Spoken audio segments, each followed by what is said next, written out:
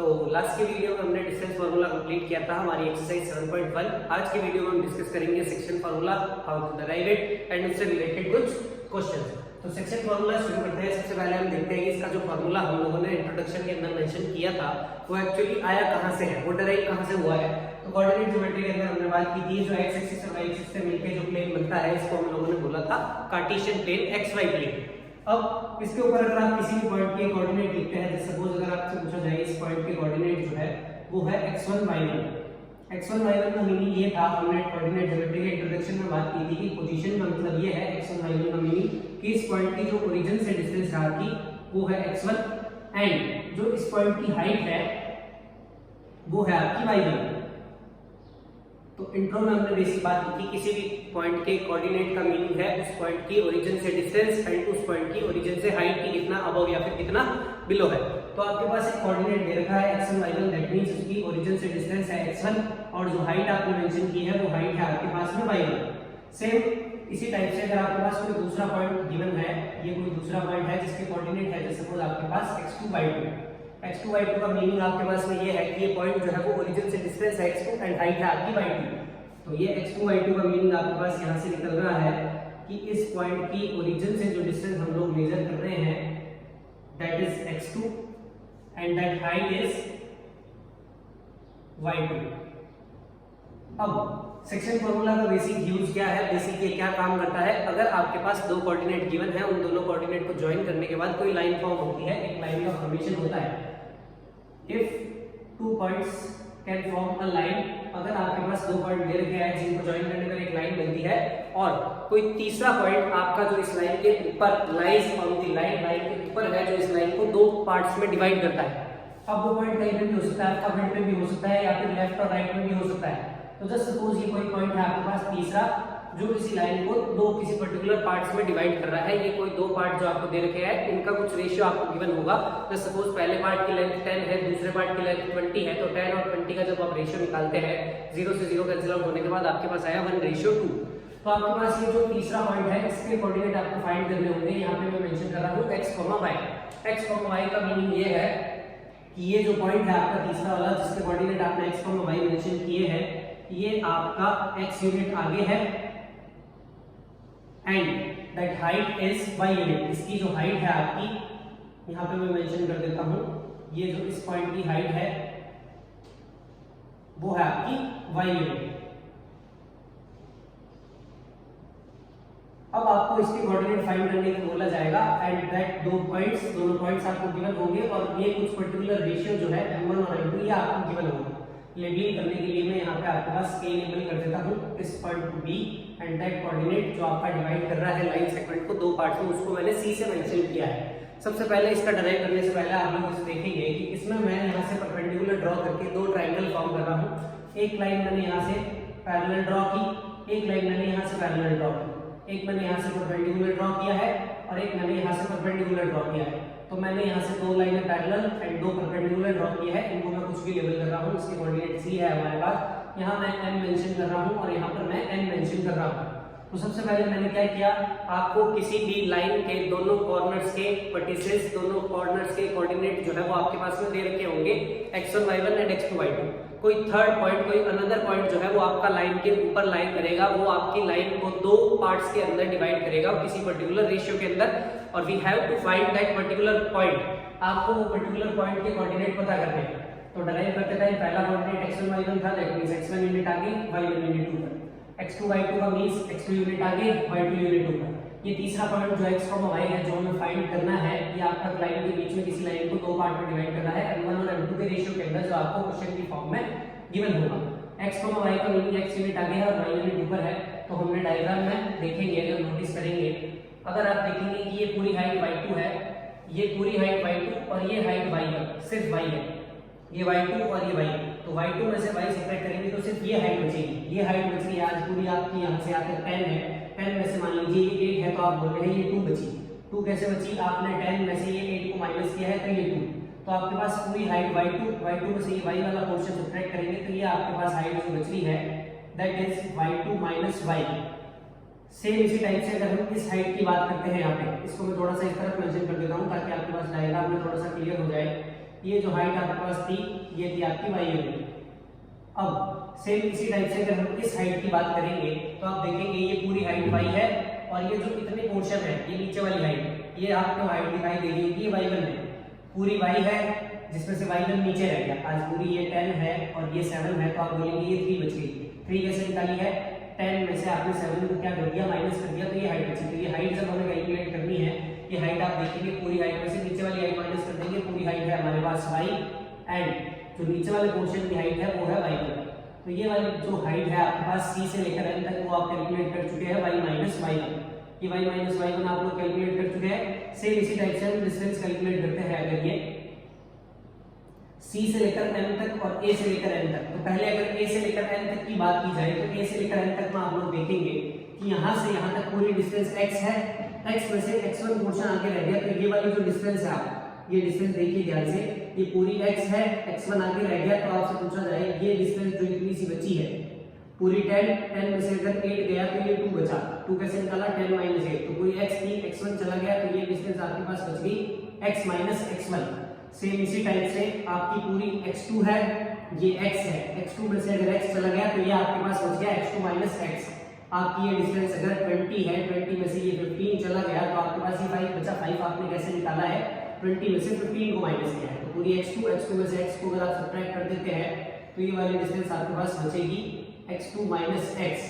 अब ये जो आपके पास दो ट्राइंगल दिख रहे हैं या मेंशन कर रहा हूँ 1 और 2, इन दोनों को मैं थोड़ा सा जूम करके आपके पास यहाँ से बना देता हूँ ताकि आपको एकदम एग्जैक्ट इनका जो है वो क्लियरेंस दिखाई दे।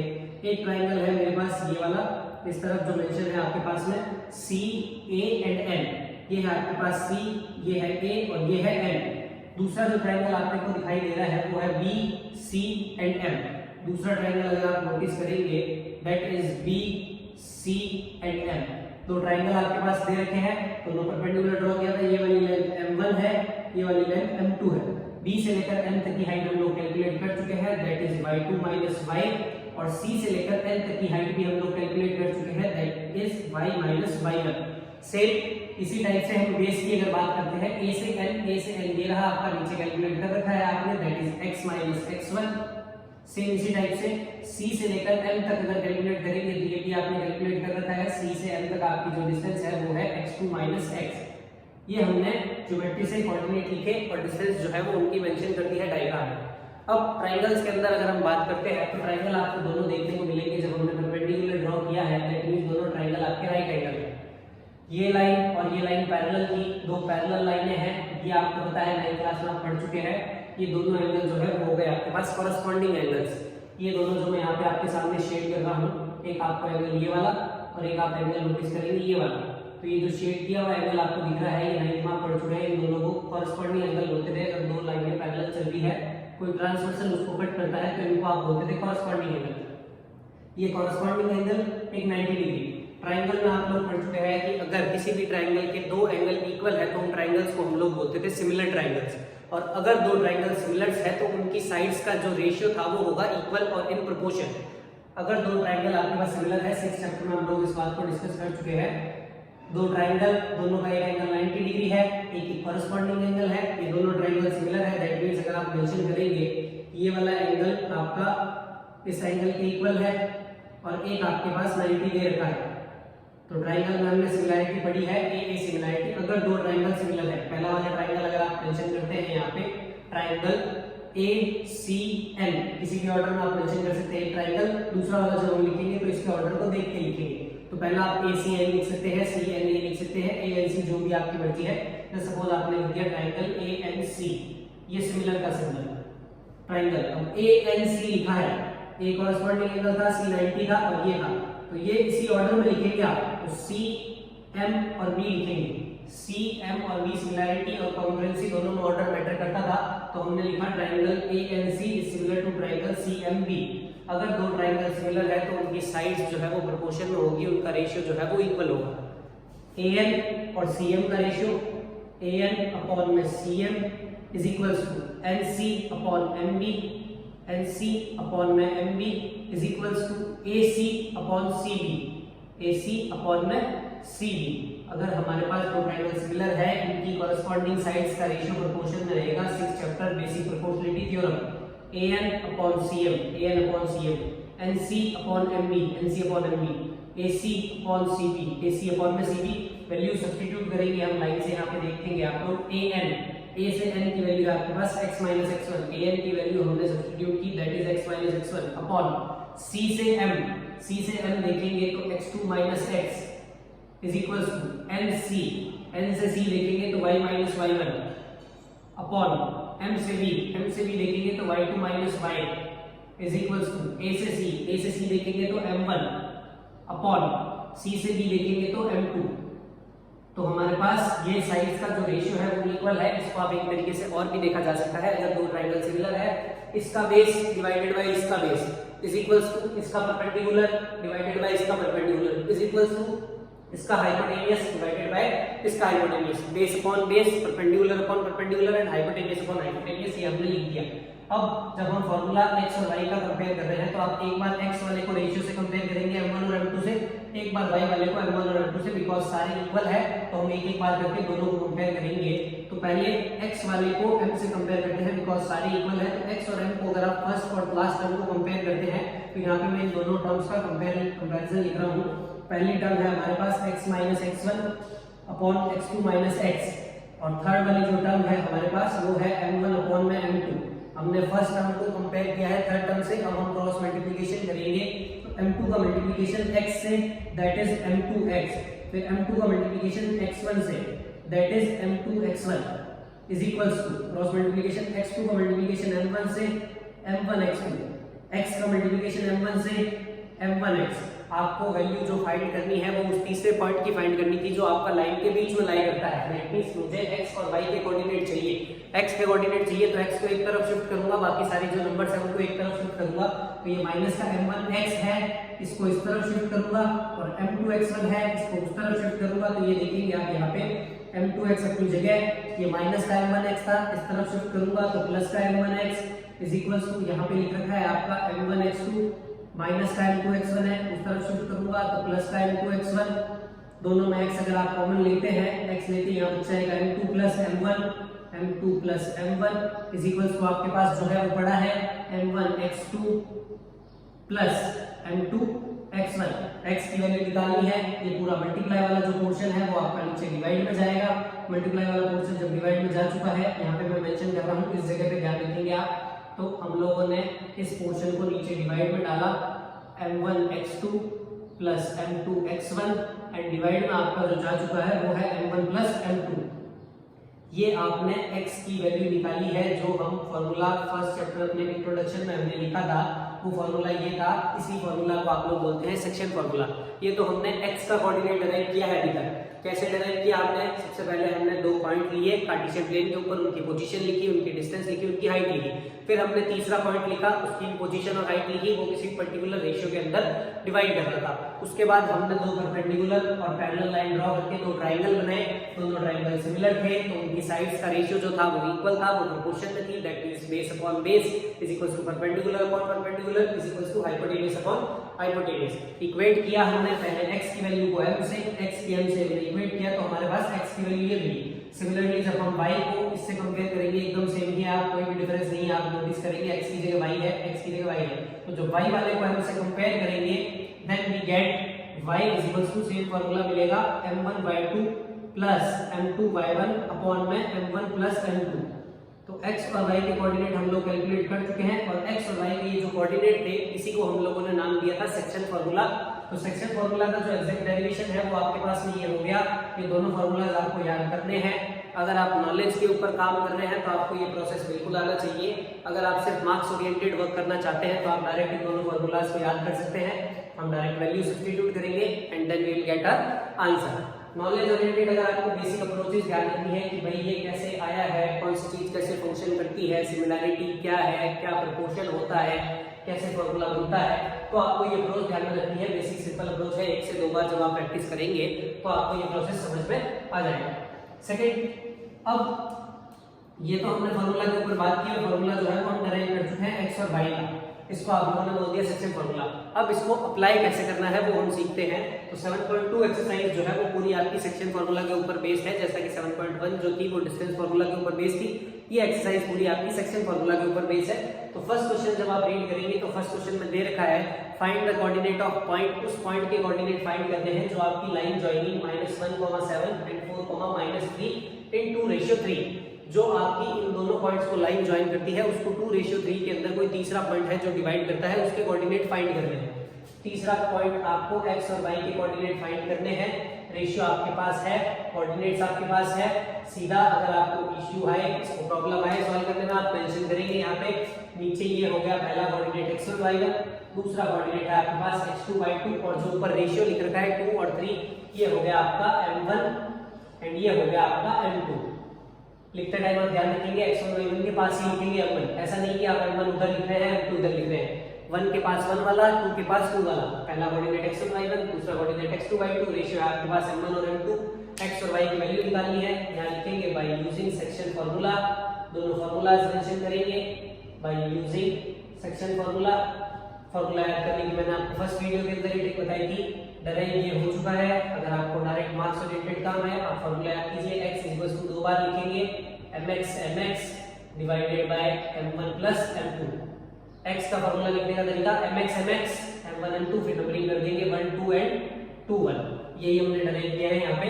सिमिलरली y का अगर आपको कैलकुलेट करना है 2 बार लिखेंगे my divided by m1 plus m2, फिर वही नंबरिंग 1 2 एंड 2 1।